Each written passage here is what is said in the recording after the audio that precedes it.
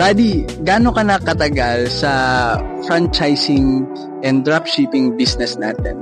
I started mid-Feb, so most likely more than 2 months. More than 2 months. So, buddy, sa more than 2 months mo ginagawa si dropshipping and franchising business natin, gaano na kalaki yung kinita mo? Drum roll, please. It's around 80,000. Not bad for 2.5 months, no? Yes, and brother, ipakita mo sa kanila yung recent video encashment ng income ko. Buddy, ito nga pala yung recent video ng encashment ni Buddy Brennan sa kanyang kinita sa dropshipping and franchising business natin.